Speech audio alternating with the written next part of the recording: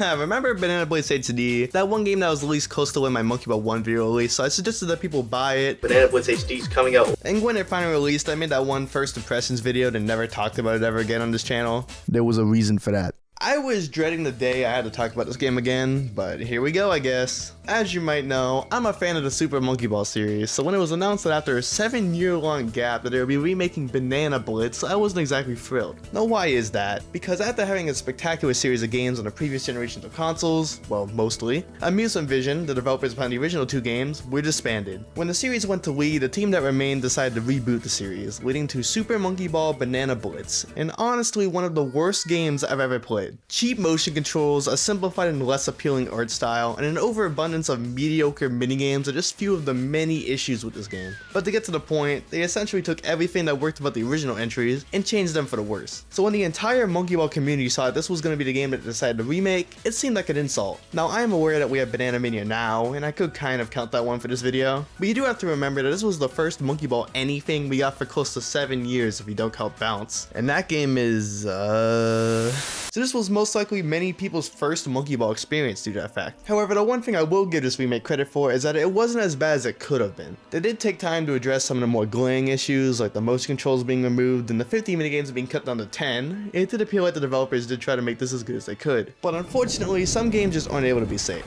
Banana Blitz's problems are much deeper than just the motion controls. The fundamental design philosophy behind this game is what really kills it. Mainly the integration of the jump when it comes to level design. Being able to jump, combined with the more imprecise motion controls, leads to levels that are either so easy that they're boring, or so awkward and difficult that you question if they were even properly tested. And adding joystick controls isn't enough to fix that. It doesn't help that the Switch version in particular tends to drop the jump input, which can be extremely frustrating.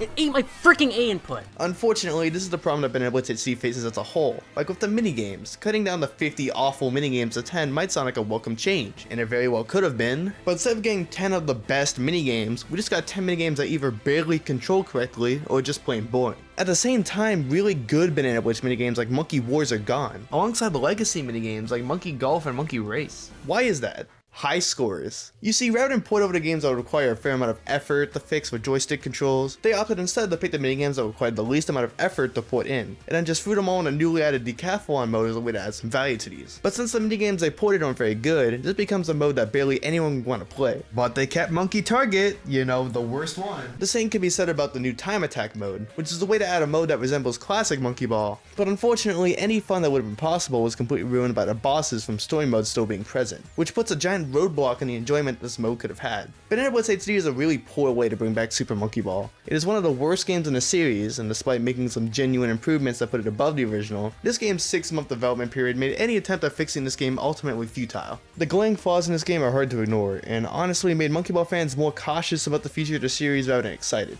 I think the issue with this remake is best exemplified by a quote from the Banana Blitz episode of the EE podcast, which you should totally check out, by the way, if you like Monkey Ball. Shameless plug. I think Jeff made an excellent point about it being alienating long term, because I've personally had the experience where I'll have friends like bring up Monkey Ball to me because they know I like Monkey Ball, and they're like, oh hey, like that game seems fun, I want to play it. And I'm like, well, what do you have? And they're like, I have a Switch. And I'm like, oh jeez. I want to recommend it so badly because it's my favorite franchise, but it feels so bad because I'm like, I don't want that to be someone's first impression of Monkey Ball. Especially like if they hear about it and they're like, oh, like Monkey Ball has cool party game. Like I'd love to play like all these like cool party games multiplayer, because Banana Blitz, as we've already mentioned, is maybe the worst example of party games in the entire series. Oh, the for HD sure. version even more so because there's less of them. But at the end of the day, I will give it this small amount of credit. I did actually have some fun with this game, which is more than I can say about Taxi Chaos, but seriously, just play Banana Mini instead, it's so much better. Alright, it's time to check out how you did today. Now let's take a look. Class D license. I can't believe it. Was that your best? I don't think so.